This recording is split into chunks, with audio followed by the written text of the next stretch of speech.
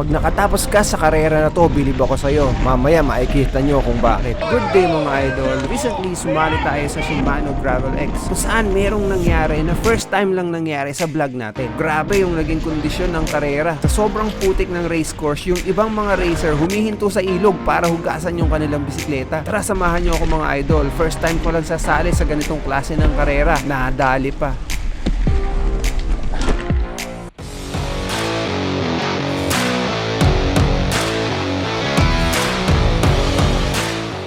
Okay mga idol, sali tayo sa gravel race dito sa Shimano Gravel X. Nagruta ako ng isang araw, grabe yung course, parang pang XC. Last time ako nag-XC race, 2015 pa yan. Yung 7-Eleven trail sa Timberland. Yun lang naman, makasali lang naman tayo. And tingnan natin yung fitness natin kung nasaan. Malalakas din yung ibang kalaban natin. Pero yung iba hindi ko kilala eh, baka bigla meron palang isa doon na tayo na napakalakas. Kaya so tayo conserve lang, pacing, tapos let the legs do the talking. Ganun lang. 10, 9, 8, 7, 6, 5, 4, 3, 2, 1, go! And ayun na nga mga idol, pinawala na tayo dito sa may karera. And ewan ko kung ano mangyayari sa karera natin na to. Kasi sabi ko nga sa inyo, matagal na akong hindi ko makakarera sa ganitong klase ng event, diba? Parang XC siya pero gravel bike ang gamit. Actually, yung ruta na to puro single track pero niluwangan nila para medyo mas madaling mag-overtake mga idol. So meron tayong mga madadaanan sa harapan meron tayong madadaanan ng mga rider pero hindi natin kakategorya yun. So kung nakita nyo, medyo nauna ako dito sa may pagpasok sa trail and ahon ka agad pero maiksi lang naman to mga idol.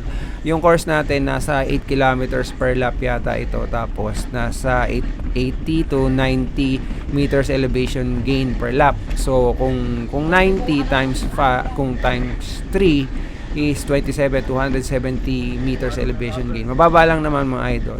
Pero hindi naman yung elevation ang nagpahirap dito, kundi yung mga putik-putik. Grabe, makikita nyo mamaya. And ito sa may natin na to, doon sa may taas na yun, may kinuha tayong last day. Yun yung marker o pala yung proof mo na naka isang lap ka na. Pagka nakuha ka ng last day doon mga idol.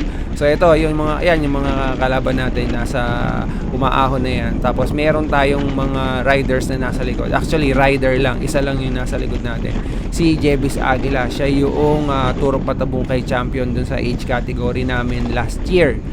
So napakalakas na rider nito mga idol. And sumali na rin siya doon sa XC race the day before. So ito ay Sunday, tapos Saturday mayroong karera, sumali na rin siya doon. So ayun, plus pa mga idol, medyo pagod-pagod pa yan. Tapos ito ako ngayon, nasa unahan niya, nasa unahan niya. So in-expect ko overtake siya anytime dito mga idol. And ito, tingnan niyo yung ruta na dinadaanan namin. Maluwang siya, maluwang siya, hindi siya single track. Dati single track to. Niluwangan siya para mas madaling mag-overtake. And then makikita nyo, napakaputik. Grabe mga idol. First time ko lang yatang kumarera sa ganitong klase ng terrain mga idol. And meron akong aaminin sa inyo mamaya mga idol na nakasira ng ating karera. Dahil hindi tayo masyadong nakapaghanda. Mamaya pa sasabihin ko sa inyo para in the future kung mayroong karera na ganito na sasalihan kayo ay at least handa kayo. Ako hindi ako handa, sa totoo lang, kasi hindi tangkop yung equipment na ginamit ko para dito. Tama naman na gravel bike pero meron pang isang napaka crucial na part ng iyong equipment na dapat mo i-consider kapag kasasali ka sa ganitong klase ng karera, mga idol. So dito, yung putik na to, dumidikit siya dun sa may gulong, Kasi nagruta ako dito mga idol, pero nung nagruta ako dito ay umuulan. Kapag umuulan kasi, yung putik na to na nadadaanan natin ay hindi dumidikit sa gulong, mas malabnaw siya. So ibig sabihin, kahit na daanan mo siya ng daanan, kakapit ng konti tapos bibitaw din. Pero dito nakikita nyo maganda yung panahon, walang ulan. Ang nangyayari dito ay unti-unting natutuyo yung putik, Pagka natutuyo yung putik, doon sa may pagitan siya ng basang-basa tapos papunta ng tuyo, napakalapot niya mga idol, and napaka-sticky niya. So ang nangyari dito mga idol ay unti-unting naiipon yung putik dun sa may gulong ko, no? Ang gamit ko nga pala ng gulong mga idol, ang size niya ay 2.0 sa harapan tapos 2.2 sa likod, no?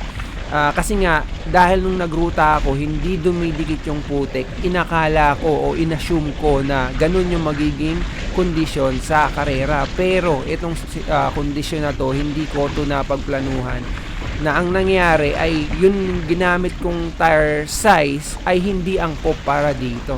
So ang nangyari dito mga idol, nagbi-build up yung putik doon sa aking tinidor at saka doon sa aking seat stay ba ang tawag doon? Tama, seat stay doon sa may likuran ng bike ko. So unti-unti siyang naiipon doon, and pahirap ng pahirap yung pagpindal ko dito mga idol. Na-interview ko nga pala si LC Bikes mga idol, and ito yung kanyang sinabi tungkol sa tire size and race condition dito sa may Philinvest. Mga idol, ito si LC Bikes.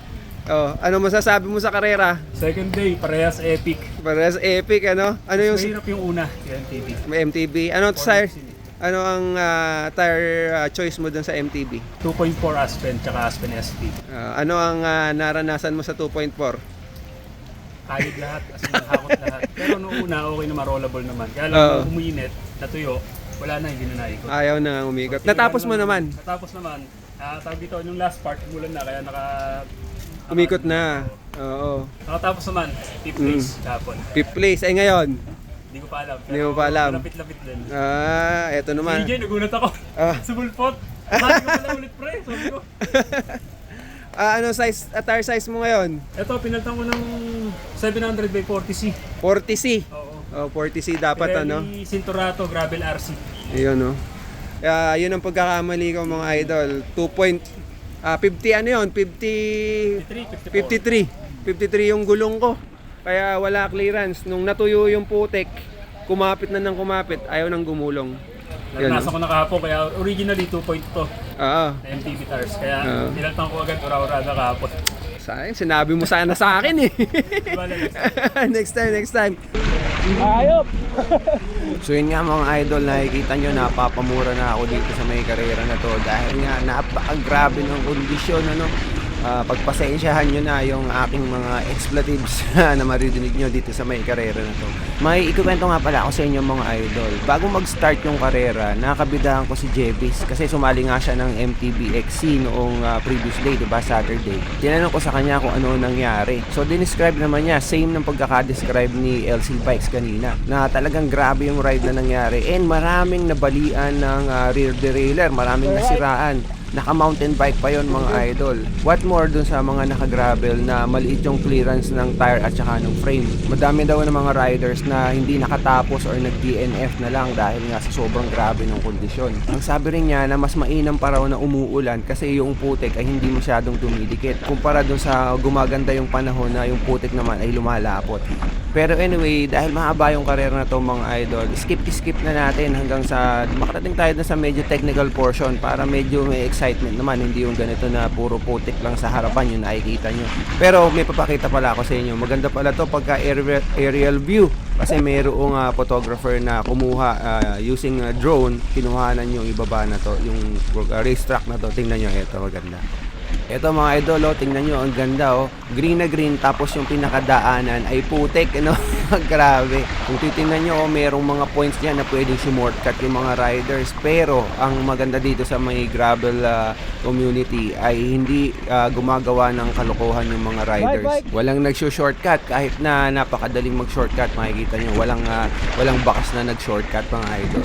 Balik tayo dito sa may main video mga idol. Ito yung isa sa mga technical portions dito, and nakuha ko naman sa unang lap na to mga idol, nadaanan naman natin na hindi nag-dismount. Si Jevis na pa-dismount dito, siguro nadulas yung gulong niya or what. pero napansin ko biglang nawala siya sa likuran, tapos tumingin ako ay medyo nagtutulak siya doon lang sa may ugat, kasi may ugat tayong nadaanan na dalawa, baka tumulas yung gulong niya doon. Pero sandali lang ay nakabalik din kaagad siya doon sa may likuran ko at nakasunod din kaagad siya sa akin. Ibig sabihin mayroon pa siyang reserve na energy, hindi siya nasa limit. Ako nagta-time trial lang ako dito mga idol. Kung sino makasunod or sino mauna, wala akong pakialam. Ang gusto ko lang ay matapos ng matiwasay itong karera. Dapat ay wag tayong sumabog dito mga idol, kasi tingnan nyo naman yung course, hindi ka naman pwede na mag-draft dito, wala namang drafting benefit kasi ang takbo lang natin ay nasa 7, 8 or 10 kilometers per hour.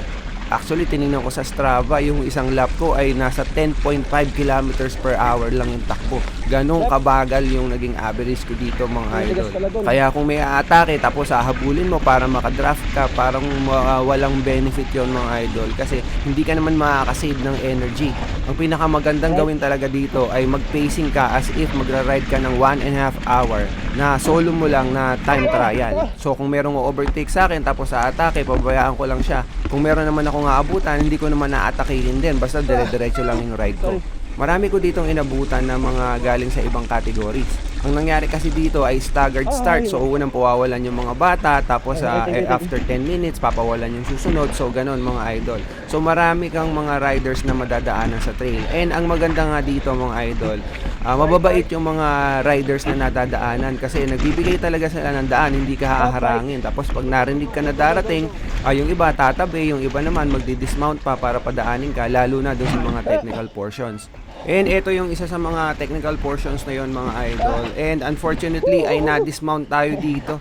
Ayoko pa namang mangyari yon, kasi once na na-dismount ka, ang hirap mag-mount ulit kasi wala nang buwelo yung bike mo. Pag sakay mo, pag pinadyakan mo, magmumove lang siya ng ilang inches, tapos kailangan mapadyakan mo na ng susunod na padyak. Kung hindi ay hindi ka mag-move forward at babagsak ka lang ulit or madi-dismount ka ulit. Dahil dito mga idol, ayun, naka-overtake si Jevis, and bigla siyang lumayo kasi nga medyo pababa yung nasa harapan, tapos merong siyang buwelo papunta doon sa may next section. And unfortunately, ayun, sabi ko nga sa inyo, hindi ko hahabulin kapag merong lumayo na ganyan, pababayaan ko lang, kasi basta maintain ko lang yung pace ko for 3 laps. So hindi sagad yung pacing natin, sakto lang na kaya natin na i-maintain for 3 hours. So more than sweet spot, pero hindi FTP at hindi rin zone 3. Base sa aking estimate, ang per lap dito ay abutin ng mga more or less 30 minutes. So ang estimate ko sa karera ay matatapos in 1.5 hour. Yun ay kung walang aberya. Nga pala mga idol, baka sabihin nyo na yung technical na sinasabi ko hindi technical, paliwanag lang ng konti mga idol. Ito, pagka ganito, konting ahon lang, hindi naman talaga technical yan. Pero pagka ganyang kaputek mga idol, technical na rin yan, kasi hindi mo kayang maahon yan mga idol. Dudulas lang yung gulong nyo. So ayan, na-dismount na naman ako. Nakita ko rin si Jevis na na-dismount din dito mga idol. So talagang mahirap yung section na yon.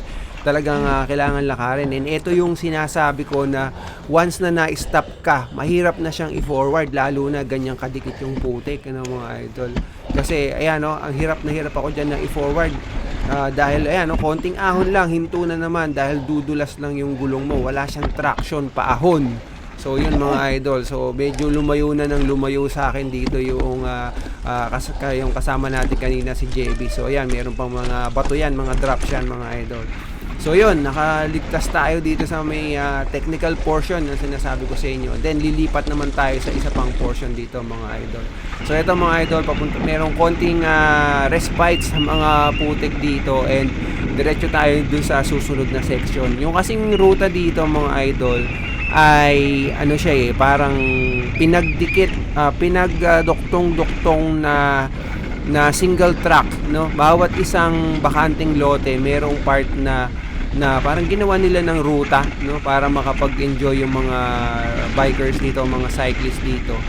And yung naging race course dito sa may Shimano Gravel X ay pinagsama-sama lahat ng mga individual na single tracks na yon para mabuo yung isang mahabang 8 kilometers na single track. Meron pa mga ibang portions na hindi na isama kasi masyadong technical.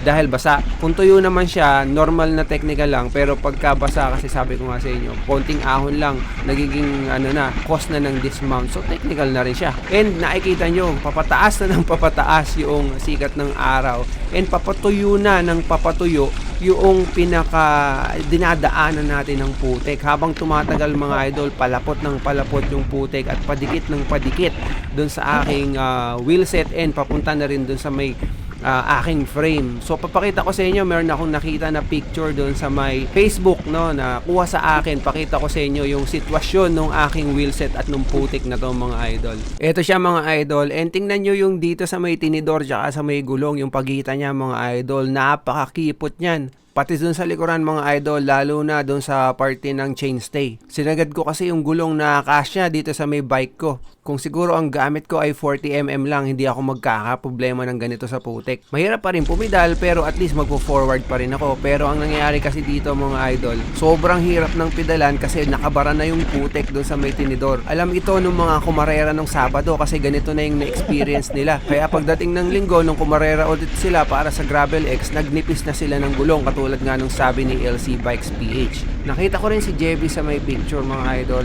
nakita ko na malaki yung clearance ng kanyang bisikleta. Siguro nga dahil kumarera siya nung Sabado, alam na niya yung mga adjustments na kailangan niyang gawin ngayong Linggo. Lugi tayo, oo, pero ganun talaga, home court advantage, di ba? So tuloy na natin yung karera. So ito yung sitwasyon ulit mga idol. Hindi masyadong malayo yung nasa harapan natin. And yung nasa likod natin, siguro hindi rin masyadong malayo yung third. So ang tanong na lang ay aabutan ba natin yung nauna? Mababalaho ba siya dun sa mga putikan? Or tayo ang mababalaho at aabutan tayo nung humahabol sa atin na third place? So para malaman nyo mga idol, ay tingnan nyo na lang yung mga susunod na mangyayari. Pero syempre hindi ko na ipapakita yung buong course, yung mga medyo exciting na portion na lang. So tara mga idol. Sige. Thank you. Okay. Ayan lang.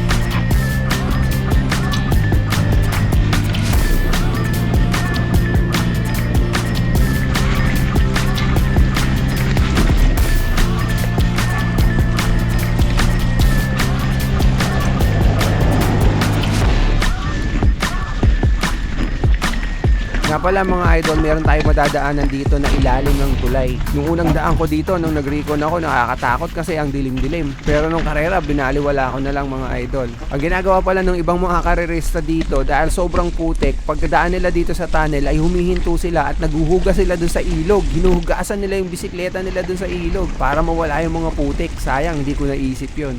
Ito na mga idol, pagbaba natin dito, andyan na yung tulay, dadaan tayo sa ilalim, and ayan yung ilog sa may bandang kanan mga idol. Ewan ko kung saan sila dito bumababa, pero bumababa sila. Napakatapang naman nila, baka mamaya malalim yan, ano? Pero ayan, napakadilim dito mga idol nung dumaan ako nung una, pero ngayon medyo mas maliwanag kasi mas maganda yung sikat ng araw. Tapos after nyan, eto, napakatarik na ahon.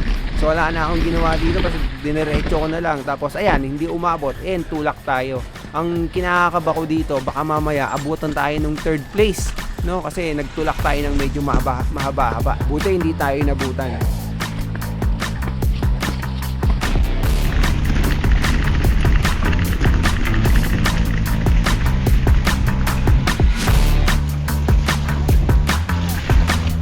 Parang CX ah.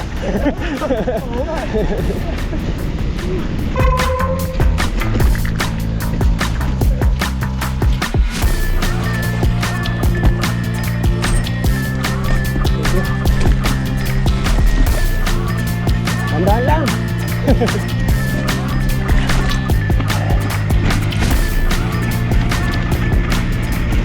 So So yun, dito sa may part na to mga idol, medyo malapit nang matapos yung isang lap, siguro mga 2 kilometers na lang ano. And grabe, napakahirap, isang lap pa lang yun, paano pa kaya yung second and third mga idol. Although yung pacing natin ay hindi naman ganun katulin, ang mas lalong nakakahirap dito ay yung body movement na kailangan mong gawin para kontrolin yung bike mo. Kung saan saan kasi nagpupunta yung bisikleta, kahit na diretso yung gusto mong gawin, kusa siyang lumiliko sa kaliwa o kaya naman ay sa kanan. Parang naka-autopilot siya mga idol. Kaya hindi ako nagtataka kung bakit maraming sumisemplang dito sa karera na to. Meron pa akong kilala, wala pang isang lap, naka-5 semplang na daw. Kaya nag-pit na siya. Buti tayo hindi pa sumisemplang kahit papano. Kaso ang problema, ang dami nating dismount kasi basta may konting ahon, nadi-dismount tayo dahil ayaw nang kumapit ng gulong natin sa likod. And then finally, andito na tayo sa dulo ng first lap mga idol. Pagtawid natin doon sa boom ng Shimano na kulay blue, ibig sabihin ay nakaisang lap na tayo. Parang ang inabot sa akin dito ay 37 minutes para sa isang lap. Tapos nag-average lang ako ng mga 10 kilometers per hour. Ganong kabagal mga idol yung ating takbo dito sa may karera na to. Parang hindi karera no mga idol. Tapos dito mga idol, ang ginagawa ko na lang dito ay gusto ko lang makatapos ano, ayoko nang maghabol doon sa harapan, ayoko kung aabutan ako ng third place, okay lang sa akin. Pero so far ano, hindi tayo hindi tayo inaabutan pa ng third place. Hinihintay ko na lang actually talaga na inaabutan tayo ng third place mga idol para yaman na silang mauna, 'di ba? Walang pressure, 'di ba? So eto mga idol, ahon uli tayo dito. And dito mga idol, may napansin ako na kakaiba, no? Dito medyo matarik din yung ahon na to parang nasa 9%, 8% yung ahon na to. Pero ang nangyayari, yan, pedal ako ng pedal, dumudulas lang yung gulong ko sa likod. Dumudulas lang yung gulong ko sa likod, tapos ayaw mag-move forward ng matulin. Tingnan nyo yung power, 300 watts, 200, ayan, 313 watts. Pero ito yung takbo 4 kilometers per hour kasi kada pedal ko umiikot lang siya pero hindi masyadong pumo-forward. Ang napansin ko mga idol, ang dahilan niyan ay barado yung tinidor natin no ng putek, tapos yung dinggulong natin basang-basa, tapos meron ding putek. Siguro yun yung nagko-cause kung bakit umi-slide yung ano natin, yung gulong natin na sa likod. Hindi yung sa harapan, sa likod yung nag-i-slide sa atin mga idol. So ito puro halos naglalakad na yung mga riders dito. Mga sa ibang categories to mga idol, mas bata sa atin. So karamihan sa kanila ay naglalakad na. Dito mga idol talaga alam nyo na mahirap yung ruta na to dahil para maglakad sila dun sa ganyang kaiksi na ahon, medyo kakaiba. So eto, kukuha na naman tayo ng last day dito mga idol. Tanda na papunta na tayo ng ating second lap mga idol. So eto, lusong na, medyo at least makakapahinga tayo dito, ano, makakapag-pre-wheel tayo dito ng mahaba-haba para papunta dun sa may maputik na naman na portion. So dito walang masyadong putik tapos matigas yung lupa. Buti na lang kasi kung maputik yan tapos lusong, naku, mas delikado.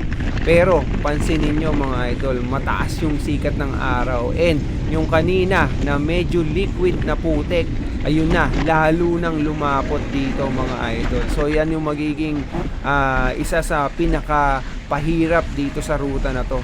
Balita ako kahapon, habang nasa start line, nag-uusap-usap kami ng mga participants. Yung iba kasi sumali na sa MTB category na ginanap ng Sabado. So eto Sunday na, 'di ba?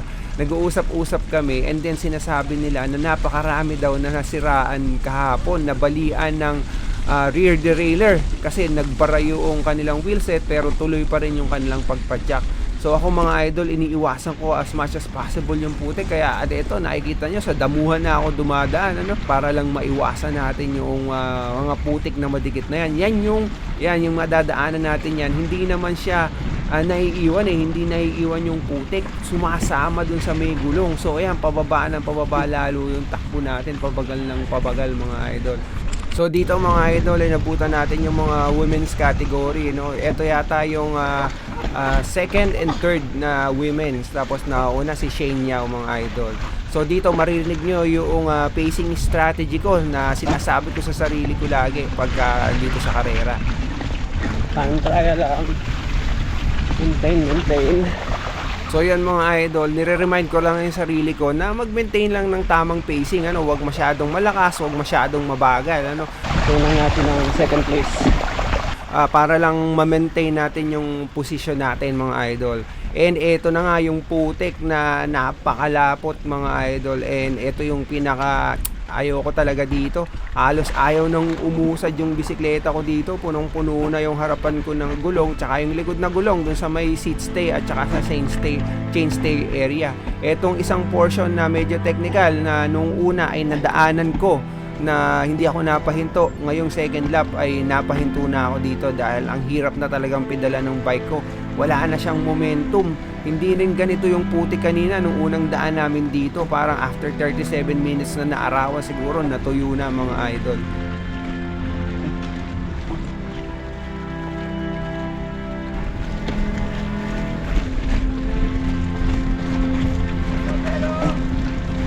Hayop! Kung mapapansin nyo mga idol, diretso pa yung pagsasalita ko dito. Hindi naman talaga ako masyadong nahihirapan sa pagpadjak dahil nga ang gusto ko na pacing ay yung sakto lang, yung hindi tayo mahihirapan masyado. And eto mga idol, na yung kung saan tayo na-dismount at na-overtake ni Jevis kanina nung first lap, ay doon na naman tayo na-dismount mga idol. Pero mas nag-dab lang tayo ng paa. So talaga pagkaahon mga idol, wala nang kapit yung gulong natin, lalo na sa likod mga idol. Minsan nga habang kumakakarera naisip ko, tama pa ba itong ginagawa ko? Tapos pagdating dito sa may portion na to mga idol, merong nangyari sa aking bisikleta. Sana ay aahon sana ako doon, bebeluhan ko siya, pero nung pinadalang ko siya ay ayaw mag-forward. Talagang huminto na siya mga idol. And ito siya mga idol, ginagawa ko dito ay tinatanggalan ko ng putik yung aking bisikleta, katulad nung isang rider na sa harapan ko na yun, nagtatanggal o nagkukumpuni ng bisikleta. So dito, ayan, ayaw mapedalan. So ang ginawa ko na lang mga idol, tinula ko na lang. Ito, napakahirap ding umahon dito dahil bumabaon na dito yung paa mo dahil sa sobrang putik. Pagtapak mo ay nag-i-slide lang yung paa mo dahil lunak-lunak na yung ibabaw niya mga idol. Then ito, tinula ko, sinakyan ko, tinry kong pedalan pero wala talaga mga idol. So dito nagko-contemplate na talaga ako anong gagawin ko dito, na narinig ko doon sa umpisa pa lang sa start line na sinasabi nila na marami daw na huminto at nasiraan ng bisikleta. So yun ang iniisip ko dito, nasira na ba yung bisikleta ko? Kaya pa bang mag-forward? Diba? Kaya pa bang tapusin yung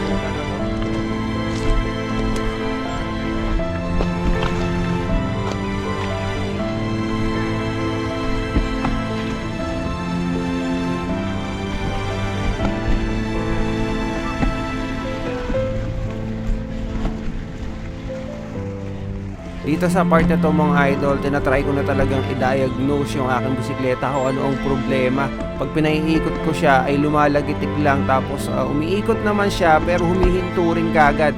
Tapos ay yung kadena ko ay tatalon-talon na hindi ko maintindihan.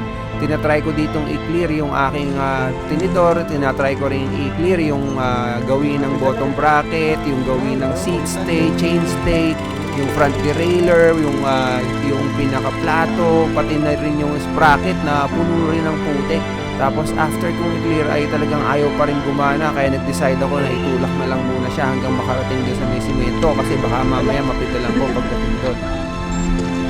Ayaw na mapidalan eh.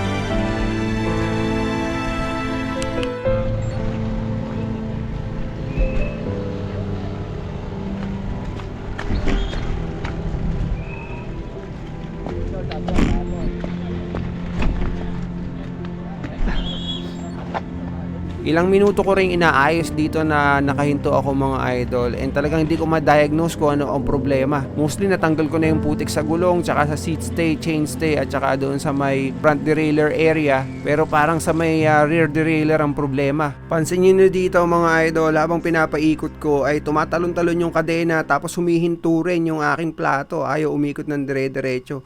So hindi ko talaga ma-figure out kung ano problema dito sa may bike ko na to sa pagkakataon na yan mga idol.